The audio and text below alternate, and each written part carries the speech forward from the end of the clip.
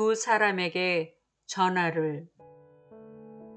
며칠 전부터 두 사람의 얼굴이 자꾸 떠오릅니다.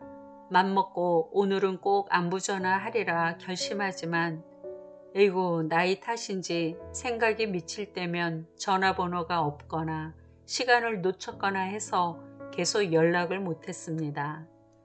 오늘도 새벽부터 전화해야 한다고 내내 떠올리다가 하마터면 또 지나칠 뻔했습니다. 전화번호가 집에 있는 거로 집 전화로 해야 하거든요. 두 사람은 별 도움도 주지 못하는 저를 멘토로 여기고 있습니다. 그쪽에서 주로 전화를 합니다. 이렇게 제가 먼저 전화할 경우는 드뭅니다. 그중 한 친구는 예전에 직장 후배로 만났으니 거의 25년의 세월 동안 젊은 시절부터 같이 하여 이제는 나이 들어가는 모습까지 산 증인이 되었습니다. 직장에서 제자 훈련할 영혼을 보내달라고 기도한 적이 있었는데 주님은 며칠 후에 이 친구를 보내주셨습니다.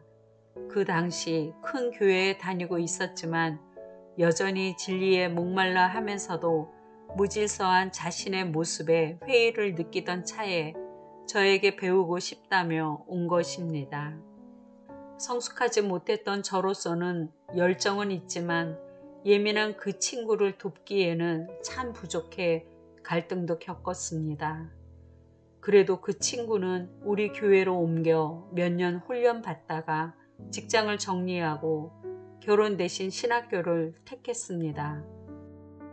졸업 후에는 잠시 전도사로 일하다 주님의 은혜로 30대 중반에 총각 목사님을 만나 결혼하여 예쁜 딸이 둘이랍니다.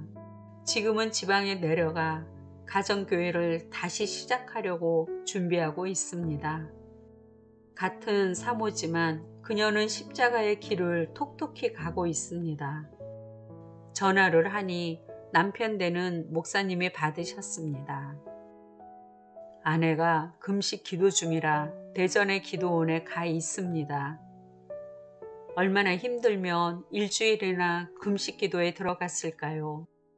어쩐지 지난주부터 자꾸 떠오른다고 했더니 주님 주신 마음이어서 전화로 위로하며 기도 제목이라도 나눠야 했는데 아쉬움 속에 수화기를 내려놓았습니다. 두 번째 전화한 사람은 사랑스럽고 신실한 자매입니다. 같이 사역하며 알게 되었는데 무슨 어려움이 있으면 전화로 기도 요청을 하곤 합니다. 영혼이 참 순수하고 주님만을 바라며 따르는 자입니다.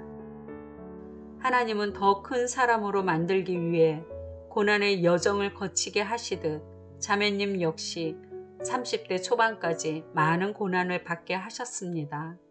가장의 역할을 감당하며 공부를 마쳐야 했지요. 자매님은 모든 것을 통과하며 성숙해졌습니다. 그녀를 보면 캔디와 닮았다는 느낌이 듭니다. 외로워도 슬퍼도 나는 안 울어. 예전에 인기 끈 만화 주인공 캔디가 어떤 어려움 속에서도 밝고 명랑함을 잃지 않았던 부분이 자꾸 연상됩니다. 지금은 더 큰 어려움을 통과하고 있습니다. 집안의 반대로 결혼이 무산된 것입니다. 지난번 전화해서 기도 부탁하며 눈물 젖었던 목소리가 다시 맑고 씩씩한 톤으로 되돌아왔습니다. 저는 생각날 때마다 그분들을 자꾸 용서하라고 권면했습니다. 그러면서 이런 말을 덧붙였습니다. 자매님, 천국에 가면 우리가 겉모습으로 사람을 재고 판단했던 것이 주님 앞에서는 얼마나 부끄럽고 아무것도 아닌 것을 깨달을 거예요. 얼마나 창피할까요? 저나 그나 주 앞에서는 내세울 것이 아무것도 없는 다 같은 죄인인데요. 그리고 저라면 자매님 같은 분이 우리 집 며느리였으면 너무 좋겠어요. 우리 아들이 10년만 나이가 많으면 좋았을 거예요.